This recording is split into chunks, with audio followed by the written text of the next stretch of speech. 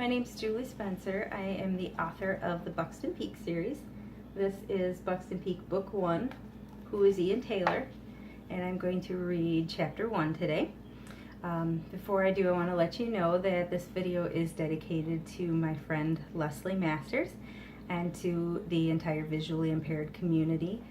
Leslie has been blind since birth, so she has never had the opportunity to actually read one of my books herself.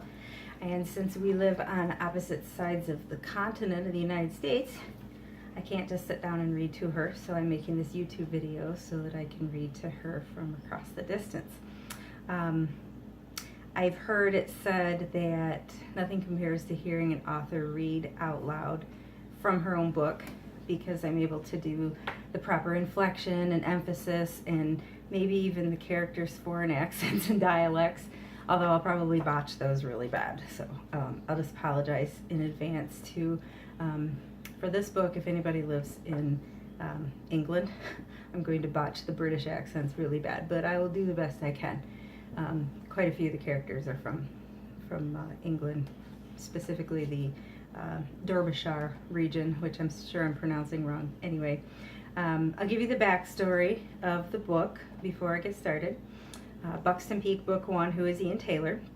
Here's the back of the book. Says, Ian just wanted to be loved for who he was on the inside. When Ian meets Megan, a small town college girl, at church in a remote part of Michigan, he figures out pretty quickly that she knows nothing about him. So he makes the decision to hide his fame from her.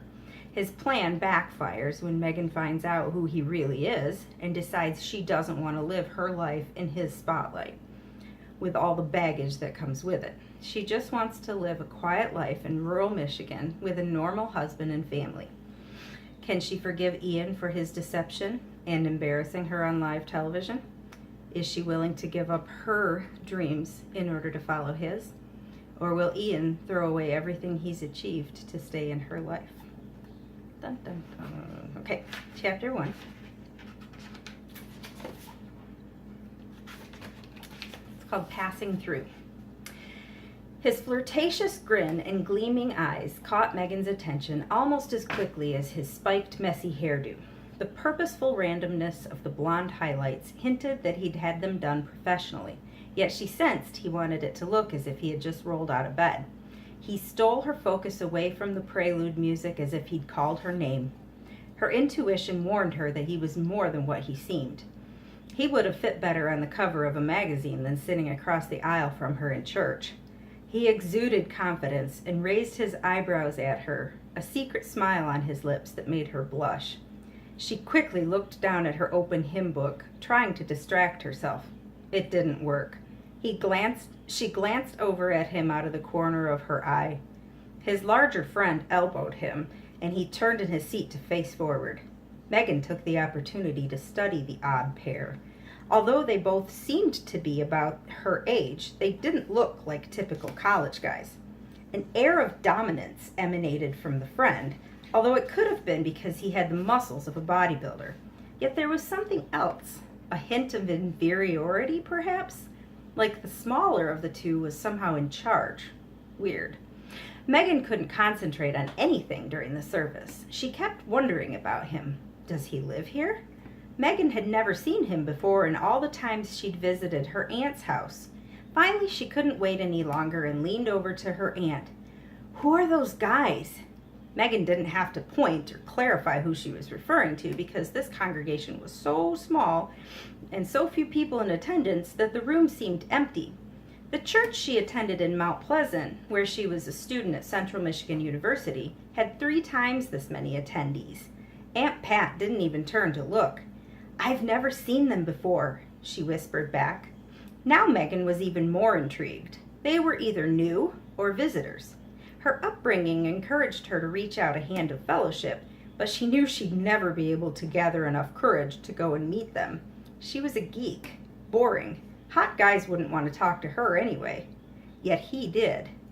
Almost as soon as the closing prayer had ended, she felt his presence by her side. When she turned to look at him, she couldn't look away. Wow, he smells good. He sat and grinned at her. His playful blue eyes were even more captivating up close.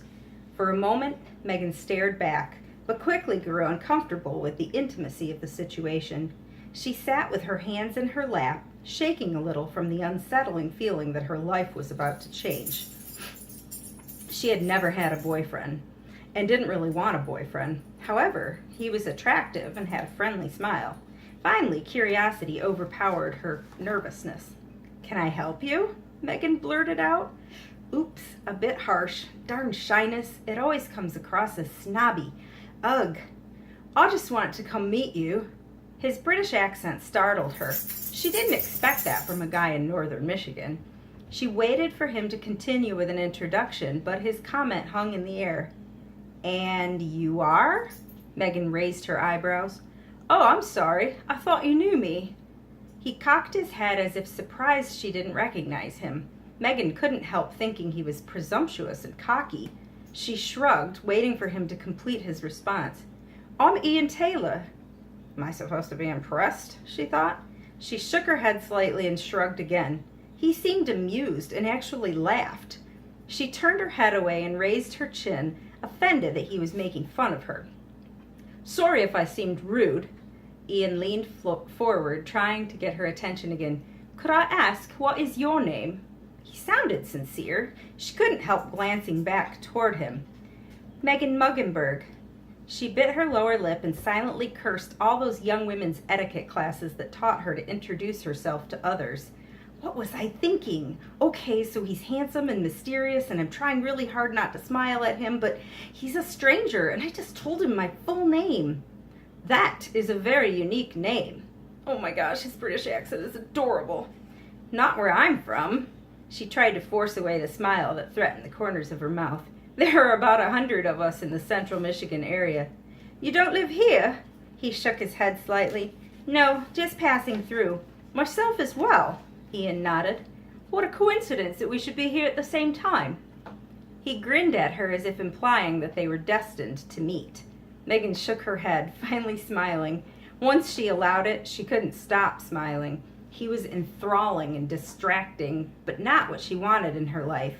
She thought coming to Aunt Pat's beach house at Houghton Lake would get her away from the single life as a college student. It was supposed to be a nice, quiet place where she didn't have to worry about people judging her choice to wait until she graduated to start dating and to wait until marriage before becoming intimate with a man. The girls at the university dated or wanted to date or talked about guys or speculated about who they might meet at the bar that weekend. Guys at the college usually wanted one thing, and girls were almost as bad. Spend the night together now, decide in the morning if they wanted to exchange phone numbers. Megan didn't want any part of it. She especially didn't want a guy who was looking for a one-night stand, not even someone who wanted to get serious and start a family. She just wasn't in that place in her life yet. Still, if she was going to meet a guy, church wasn't a bad place. If he would be leaving as quickly as he had come, then it wouldn't hurt to laugh a bit and maybe even flirt back a little. Where are you passing through from? Well, last night we drove through the upper peninsula of the great state of Michigan. And prior to that, she smiled, I think we were in Wisconsin. He rubbed his chin playfully as if he had to think about his recent travels. And where are you going? I believe by tomorrow or the next day we will be in Detroit, and then I'll be flying back across the pond. Megan raised her eyebrows at the colloquial use of pond to represent the Atlantic Ocean. Sounds like you have your life all planned out, Megan complimented him. Not really, Ian laughed. Jeremy does all the planning. I just go where I'm told. From his commanding persona, she somehow doubted that anyone told him what to do. Megan looked up at the other guy standing in the aisle next to Ian, assuming he was Jeremy. Although not exactly frowning, he had his arms folded across his chest, his eyebrows furrowed. His stance was almost protective or defensive. He was intimidating despite his rugged handsomeness. Oh, my apologies. Ian turned to his friend and then back to her. I failed to introduce my mate. This is Ed. Ed lifted his chin without so much as a smile or salutation. She would have reached out to shake his hand if he hadn't said such cold vibes her way. If this was Ed, then who was Jeremy? That meant there was another person traveling with them. Where was he? Jeremy doesn't like to come to church with you? She asked. None of them do. He averted his eyes and changed the subject. Do you want to go get some lunch? It's Sunday. Megan raised her eyebrows at him. I try not to go out to eat on Sundays, to observe the Sabbath. Well, where are you staying? My aunt's house. She hesitated, not wanting to give away too much information to this guy she just met, because that meant there were more than this guy she just met, period. She contemplated what he meant by none of them, because that meant there were more than 3 of them traveling together. How many are in his group? Megan tried to keep track of everything, but he changed the subject again. Does your aunt live near the water? Ian craned his neck, looking toward the window as if he could see the lake from here. I want to see the water. Didn't you pass it on the way to the chapel? She knew from either direction he entered the small town of Houghton Lake. The main road followed the shoreline. Yes, but Ed was driving too fast. I want to walk along the beach. When am I ever going to have this chance again? I don't know, she cocked her head. How soon will you be coming back to northern Michigan? I have no idea, Ian chuckled. If it were up to me, I'd stay and get to know this beautiful girl I just met at church. Megan pretended to look around the room as if some other girl their age... let me rephrase it. Megan pretended to look around the building for some other girl their age, as if she didn't know Ian was talking about her. The congregation at Houghton Lake was so small there were barely enough people to keep the doors open. From years of visiting her aunt, she knew, this time of year, before the summer season actually started, that there were even fewer people, and they were mostly older. Knowing she was the only college girl in the building, it felt like Ian was settling for an opportunistic individual. She had never thought of herself as pretty, much less beautiful. Still, she kind of liked his flirting and reminded herself to just enjoy it. She suddenly felt very little apprehension about bringing Ian home to meet her aunt and uncle. He didn't seem like the type of guy to stalk her or take advantage of her, and he did have a friend with him. It wasn't as if she were inviting him home to an empty house with no chaperones. My aunt lives across the street from the lake, she said, and there's a little park there where we could take a walk after lunch. That sounds great. Ian took her suggestion as an invitation, stood up and took a few steps back, waiting like a gentleman for her to grab her bags and scoot to the edge of the pew and out into the aisle. Megan realized she had just invited 2 strangers over for lunch before asking her aunt's permission. She bit her lip and pulled at Aunt Pat's sleeve, drawing her attention away from the lady she was talking to. Would you mind a couple extra mouths to feed this afternoon? Of course not, Aunt Pat responded with a smile. She looked the boys up and down as if appraising them and nodded slightly. They look like they could use a good home-cooked meal. Give me a minute and we can duck out early. She turned back to her friend. Just then, Ed pulled Ian aside and spoke quietly about a text he had just received. They're leaving without us. That's fine. Tell him we'll meet him in Detroit. Ian's voice changed. It was commanding, like he was giving them permission to leave without him. He started to turn back toward Megan, but leaned his head back and spoke quieter, almost through clenched teeth. And tell them not to get into too much trouble while I'm gone.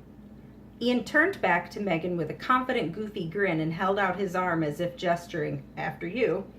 My intuition was right. There's something he's hiding. Who is this guy? Megan felt a twinge of guilt about skipping Sunday school and bringing home 2 strange guys. Her uncle wasn't expecting them home from church for another 2 hours. She needn't have worried. Uncle Denny welcomed the 2 young men into her home with the thrill of having 2 new victims to whom he could show off his collection of wall hangings and antiques. They had barely introduced themselves before he led Ian toward the most impressive piece of art in his home, or so he bragged. This is my prized gramophone. Uncle Denny leaned in and caressed the oak base. Megan felt her face grow red. Why the gramophone? It was such a strange-looking instrument. Could this guy get any more awkward? Uncle Denny, Ian might not be interested in gramophones. Where did you get this? I haven't seen one of these in years. Ian leaned over and read the label on the back. And it's made by the Gramophone Company, one of the original manufacturers. You know these were made in England, right? Ian looked up at Uncle Denny with a light in his eyes. A man who knows his antiques. I like that. Uncle Denny beamed at Megan. He reached out and clapped Ian on the back. Actually, it's more that I know music. My Nana had one of these and she inspired me to study. Megan was intrigued. She let her eyes linger on his face for a moment. As if sensing her gaze, he met it and smiled. Megan couldn't help smiling back at him. Do you play? Uncle Denny could barely contain his excitement. I have an antique harpsichord as well. He made his way over to the corner and pulled the cover off the most beautiful little instrument. It was like a miniature piano.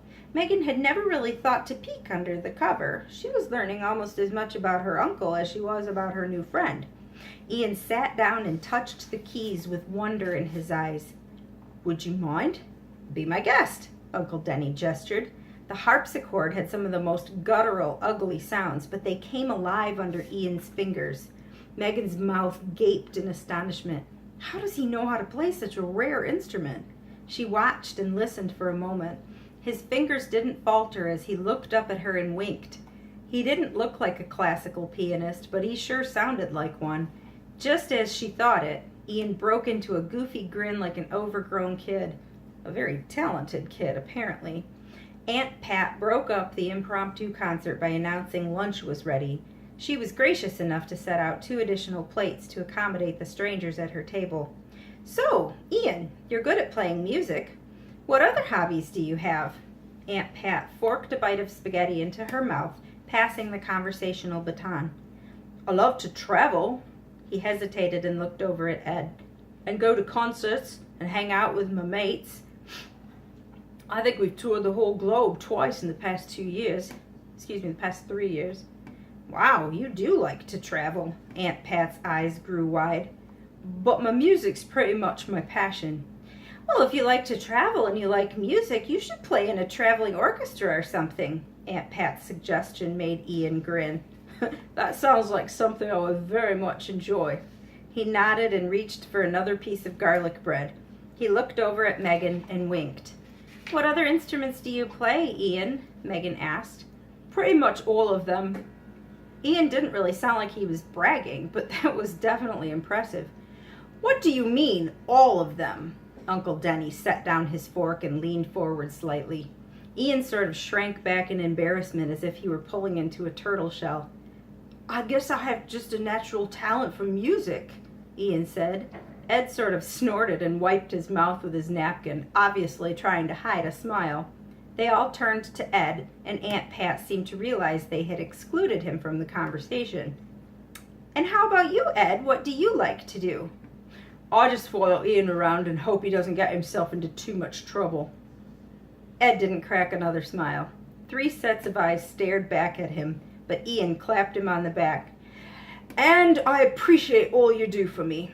Ian cleared his throat and turned to Megan. Are you ready for that walk on the beach now? That's the end of chapter 1.